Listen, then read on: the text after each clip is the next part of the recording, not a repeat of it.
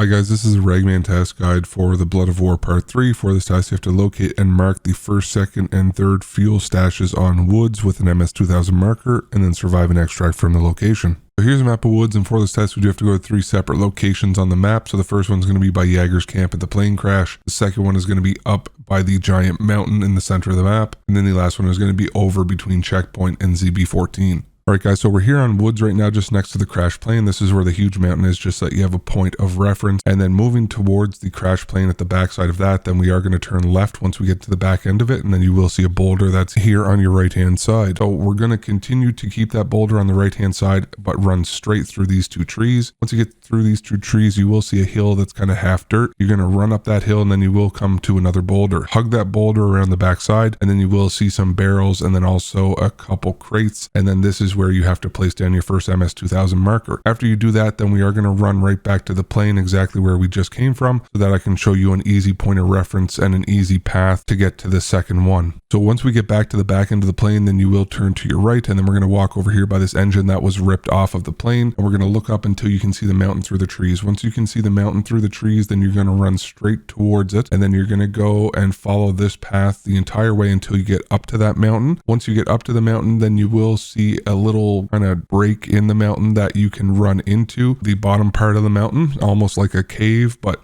there will be a rope that you will see kind of hanging down. Once you see this rope hanging down, then this is going to signify that this is where you need to go in order to plant your next MS-2000 marker, because there will be barrels on the left hand side as well as another lootable crate. So you just walk up to these barrels, plant your MS-2000 marker, and then you will be good to move on to the third and final one. So now I'll show you guys how to get the third and final one if we're going from the bunker overlook rock. Alright guys, so we're over here kind of by the outskirts section of the map. So this is where checkpoint is. The attachment cabin is right over there, as well as the water. This is where Scav House is, and then ZB14 is just here on your right hand side. So for this last one, we are going to be running kind of towards checkpoint. So it's in between checkpoint and ZB14. So it's just here along this huge boulder. So if you go around the left side of the boulder and then hug the boulder around, then you will see the barrels and then also another lootable crate.